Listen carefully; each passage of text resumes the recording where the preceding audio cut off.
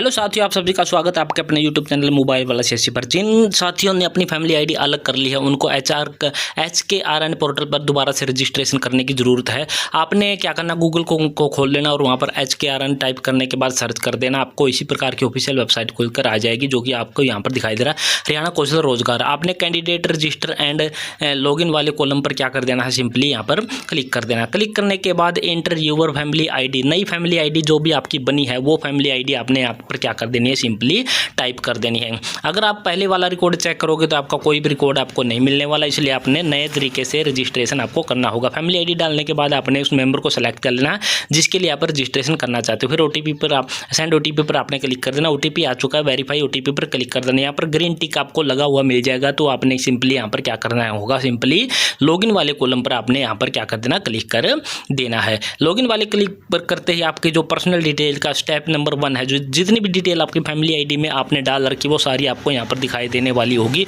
जितनी भी आपने फैमिली आईडी में डाल रखी होगी। यहाँ पर अल्टरनेट नंबर और अल्टरनेट ईमेल आईडी डालने का आपके पास ऑप्शन है। अगर आप यहाँ पर डालना चाहें तो आप डाल सकते हैं। डालने के बाद आपने क्या करना है, यहाँ पर अपडेट PPP डिटेल पर क्लिक कर देना होगा। अगर आप यहाँ पर अल्टरनेट नहीं दे रहे तो सिंपली आपने नेक्स्ट वाले कॉलम पर आपने क्या कर देना होगा, क्लिक कर देना होगा। एक बार फिर से आप यहाँ पर डिटेल चेक कर सकते हैं। नेक्स्ट वाले कॉलम पर हमने क्लिक कर दिया। स्टेप नंबर 2 एजुकेशनल क्वालिफिकेशन वाले पर हम पहुँच चुके हैं। अब आपने यहाँ पर क्या करना है, यहाँ पर अपनी क्वालिफिकेशन को आपने सेलेक्ट कर लेना, जैसे कि 10th क्लास। उसके बाद आपने अपना जो बोर्ड सेलेक्ट करना, कौन से बोर्ड से आपने 10वीं पास है जो आपने पास की है। उसके बाद आपका जो डेट, किस डेट में आपने वो पास किया वो डेट आपने सेलेक्ट कर लेनी है। यहाँ पर आपने अपना रोल नंबर डाल देना है। उसके बाद अगला जो कॉलम आपका है यहाँ पर ग्रेड नॉन GP और GP आपने सेलेक्ट कर लेना, नॉन GPO को। इसके बाद ऑब्टेन मार्क डाल देने हैं और उसके बाद आपने टोटल मार्क 10वीं में कितने हैं वो आपने यहाँ पर डाल देनी है। परसेंटेज आपकी ऑटोमेटिकली बन जाएगी और PDF फाइल आपने वो यहाँ पर अपलोड कर देनी है। उसके बाद ऐड एजुकेशनल डिटेल पर आपने क्या कर देना, सिंपली क्लिक कर देना है। इस प्रकार से पॉपअप विंडो आएगा कि आपका रिकॉर्ड सक्सेसफुली हो चुका, ओके पर आपने क्लिक कर देना है। इसी प्रकार से आपने 12 की भी पूरी डिटेल आपने यहाँ पर क्या कर देनी है, ऐड कर देनी है। यहाँ पर जब हम ऐड कर चुके हैं सारी चीज़ें, अब फिर भी आ जाता हमारे पास do you have NSFEQ certificate जो स्कूलों में होता है।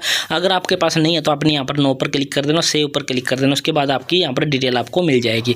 इसके बाद CET का जो आपका क्वालिफाई है तो आपने यस करना है। यस करने के बाद जब आप यस कर दोगे तो आपके सामने है जो यहाँ पर एक कॉलम खुलकर आएगा, जो कि अभी आपके पास आने वाला है।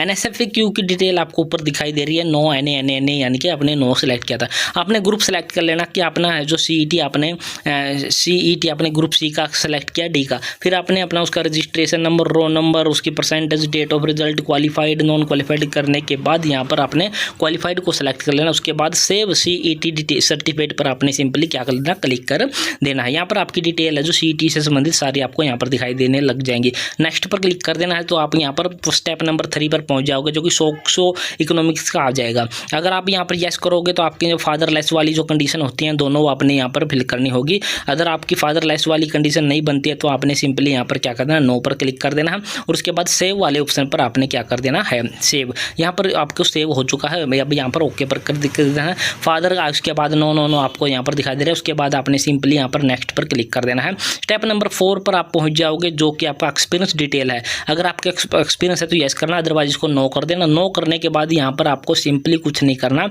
ऐड एक्सपीरियंस पर आपने क्या कर देना, क्लिक कर देना है।